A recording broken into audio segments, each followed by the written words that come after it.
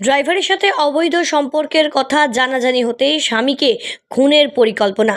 আর এমনই ঘটনা CCTV footage সামনে আনলো এবং সেই সিসিটিভি ফুটেজে দেখা গেল কথোপকথন এবং তারই ছবি। এদিন ব্যারাকপুরের এক ব্যবসায়ী অনির্বাণ বিরিয়ানির কর্ণধার ব্যবসায়ী অনির্বাণ দাস তার স্ত্রীর বিরুদ্ধে এমনই অভিযোগ করে।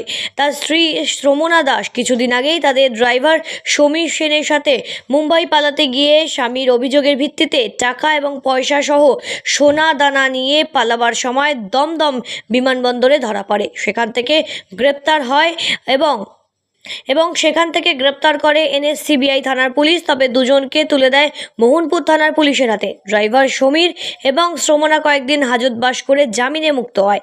আর এরপরই পরিকল্পনা করে অনির্বাণ দাসকে সরিয়ে দেওয়া হবে পৃথিবী থেকে, এমনটাই ফোনে ড্রাইভার সমীর দাসের সাথে পরিকল্পনা করেন তার স্ত্রী।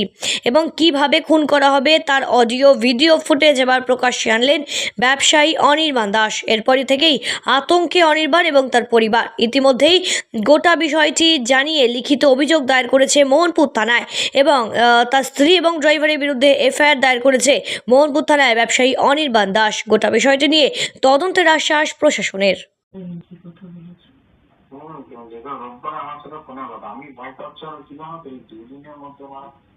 তোমার নামে না কিছু করবো না, তুমি বাংলা এই ভয় বাংলা সে আমার নামে যা পারে করো। আরে সেটা কথা না, ও বাপ ঠিক আছে, আমার নামে করবে কি, জেল খাটাবে? আরে আমায় তো জিৎ এমনি বলেছে, খবর নাই। আরে আমায় জিৎ বলেছে আমি জেল তোকে খাটাবো, ওই জেল খাটবো, আমি জেল খাটবো, জেল থেকে বেরোবো, তারপর কি করবো আমি নিজেই জানি। ছাড়ো না, তুমি আমায় নিয়ে তো দেবো। ঠিক জিৎকে গুলি করে মেরে দেবো, তারপরে 6 মাস জেলেই থাকবো। 6 মাস তো থাকতে হবে না, আমি গুলি মার্ডার করেও ঢুকলে 3 মাসে বেরিয়ে যাবো। এটা কোনো কথা না। করবই আমি ওকে সহ্য করতে পারছি না। আসতে হলো থানায়, এখন আসলাম থানায়, একটা কমপ্লেন দিলাম যে আমার শ্রমনা দাসের নামে একটা শ্রমনা দাস এবং সমীর সেনের নামে কমপ্লেন দিলাম যে ওরা একটা পরিকল্পনা করছে, আমাকে মেরে ফেলার একটা চক্রান্ত করছে। চক্রান্তটা এই কারণেই করছে, তার কারণ হচ্ছে যেহেতু আমি শ্রমনা দাসের যে দিনের পর দিন এরকম ফ্রড করা মানুষের সাথে এবং বিভিন্ন মানুষকে প্রতারিত করে টাকা নেওয়া, মানুষকে ঠকিয়ে এবং আমার চেক জালিয়াতি করে সই করে সেই চেক মানুষকে দেওয়া, এটা নিয়ে আমি শ্রমনাকে অনেকদিন ওয়ার্নিং করেছিলাম। তো কিছুতেই সেই জিনিসটা শুনছে না এবং আমি ওকে এটাও বলি যে আমি কিন্তু আইনি ব্যবস্থা নেব এবং তার জন্য কিন্তু তোমাকে জেল খাটতে হবে।